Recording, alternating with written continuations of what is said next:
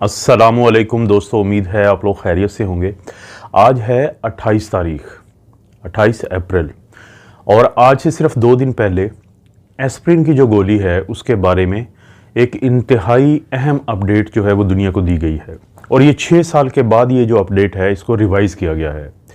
ये अपडेट क्या है इसके बारे में आपको मैं पहले कोशिश करूँगा कि वो बात बता दूँ जो आपके फ़ायदे की है। यानी वो तमाम लोग जो प्राइमरी प्रिवेंशन के लिए, यानी जो दिल का अटैक होता है, जिन लोगों को अभी तक दिल का कोई मसला नहीं होता, उनको कोई दिल का अटैक नहीं हुआ होता, उनको कोई फालिज नहीं हुआ होता, फालिज की वो किस्म जिसमें क्लॉट फंसता है खून की नाली में, या खून की नालियों में कहीं पे क्लॉट का मसला जिनको नहीं है और वो उससे बचना चाहते हैं, तो इसको कहते हैं प्राइमरी प्रिवेंशन। तो वो तमाम लोग जो एस्प्रिन को इस्तेमाल करना चाहते हैं प्राइमरी प्रिवेंशन के लिए, अगर उनकी उम्र 60 साल से ज़्यादा है तो उनको हरगिज़ इस्तेमाल नहीं करनी चाहिए। और अगर उनकी उम्र 40 से 59 यानी 40 से तकरीबन 60 साल तक के दरमियान है, तो उनको चाहिए कि वो अपना रिस्क कैलकुलेट करें कि उनको कितना रिस्क है दिल के अटैक का। उसका बड़ा सादा सा तरीका है, आप गूगल पे लिखें ASCVD रिस्क एस्टिमेटर प्लस, यानी ASCVD का मतलब बनता है एथेरोस्क्लेरोटिक कार्डियोवैस्कुलर डिजीज़। आप इसको क्लिक करें, जो पहला पेज खुलता है वो है अमेरिकन कॉलेज ऑफ कार्डियोलॉजी का। वो आपसे कुछ चीज़ें पूछेंगे जिसमें आपकी उम्र है, आपकी को शुगर है, अगर आपको ब्लड प्रेशर है, आप सिगरेट पीते हैं, आपको कोलेस्ट्रॉल का प्रॉब्लम है, आपका LDL का क्या लेवल है, आपका HDL का लेवल क्या है, आपका जेंडर क्या है, और उसकी बुनियाद पे एक सिंगल क्लिक से वो आपका बता देंगे कि आपको अगले 10 साल में, यानी आने वाले जो 10 साल हैं उसमें दिल के अटैक का कितना % रिस्क है। अगर वो रिस्क 10% से ज़्यादा है और आपकी उम्र 40 से 59 साल यानी 40 से 59 ईयर्स के दरमियान है, तो आपके लिए, आपके ऊपर लाजिम है कि आप अपने डॉक्टर के साथ डिस्कस करें कि क्या आपको एस्प्रिन जारी रखनी चाहिए।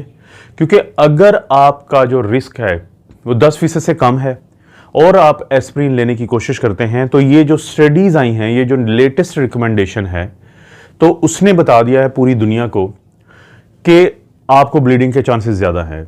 आपको शायद फ़ायदा तो इतना ना हो, लेकिन आपको नुकसान ज़्यादा हो सकता है, खुदा ना खास्ता, आपके ब्रेन में या आपकी जो आंतें हैं या मैदा है उसमें ब्लीडिंग का या खून के बहने का।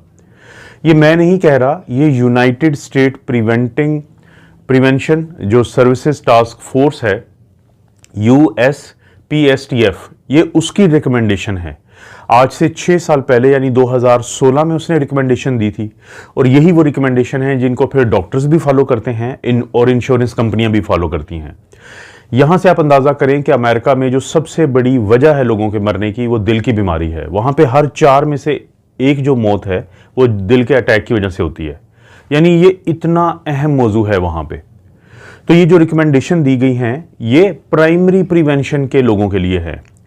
और सेकेंडरी प्रिवेंशन किसे कहते हैं? वो तमाम लोग जिनको पहले दिल का अटैक हो चुका हो या स्ट्रोक यानी फालिज की वो किस्म हो चुकी हो कि जिसमें खून का जो लोथड़ा है या खून की नाली में जो लोथड़ा है वो फंसता है, क्योंकि दूसरी फालिज की किस्म है जिसको हम ब्रेन हैमरेज कहते हैं, मैं उसकी बात नहीं कर रहा।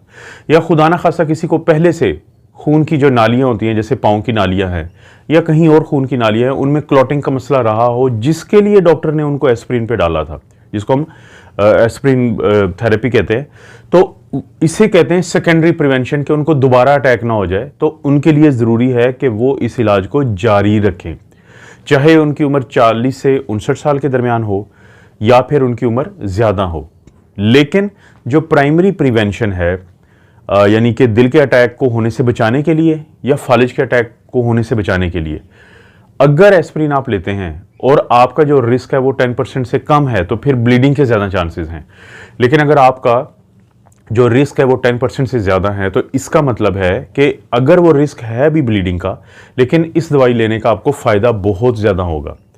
ये एक बहुत लैंडमार्क डिसीजन है। ये एक ऐसा फैसला है कि जिसकी वजह से दुनिया में शायद करोड़ों लोग जो हैं वो एस्प्रिन लेना छोड़ देंगे, क्योंकि ये वो लोग थे कि जो इस डर से एस्प्रिन या खुद ले रहे थे या इस डर से उनके डॉक्टर ने उनको दी हुई थी कि कहीं उनको कोई अटैक ना हो जाए दिल का। लेकिन अगर उनको रिस्क फैक्टर होते हैं और उनका डॉक्टर समझता है कि ये इंतहाई ज़रूरी है कि चाहे आपकी उम्र 40 से 59 साल के दरमियान है, लेकिन क्योंकि आपको रिस्क फैक्टर ज़्यादा हैं, आपको मैं बता चुका हूं कि बहुत आसान है रिस्क को कैलकुलेट करना। आप खुद घर में बैठे खुद के लिए और अपने प्यारों के लिए ये रिस्क जो है ये कैलकुलेट कर सकते हैं। ये जो पेज है रिस्क, जिससे आपको रिस्क का पता चलता है, वो मैं डिस्क्रिप्शन में इसका लिंक भी दूंगा। आप जाए वहाँ पे, कुछ चीज़ें वो मांगेंगे, वो आप लिखें और एक क्लिक से आपको पता चल जाएगा कि आपका रिस्क क्या है। कहा यह जाता है कि अगर तो आपका जो रिस्क है वो 5% से कम है तो इसका मतलब है कि आप लो रिस्क कैटेगरी में आते हैं, और अगर जो जवाब है वो 5% से लेकर 7.4% तक है तो आप बॉर्डर लाइन रिस्क में आते हैं। अगर जवाब जो है इस पेज पे आपको 7.4% से लेकर 19.9% तक है तो आप इंटरमीडिएट रिस्क में आते हैं। लेकिन अगर जवाब आता है 20% से ज्यादा तो आप हाई रिस्क कैटेगरी में आते हैं। ये तो है कैटेगराइजेशन। लेकिन अगर आपका रिस्क 10% से ज्यादा है, आपकी उम्र 40 से 60 साल के दरमियान या 59 साल के दरमियान है, तो प्लीज अपने डॉक्टर से बात करें कि क्या आपको ये दवाई एस्प्रिन लेनी चाहिए। लेकिन अगर आपका रिस्क इतना नहीं है तो फिर ये आपके लिए खतरनाक हो सकती है।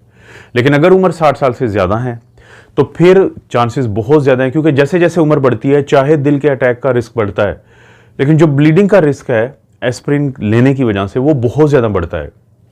तो उस सूरत में शायद आपको ये दवाई ना दी जाए।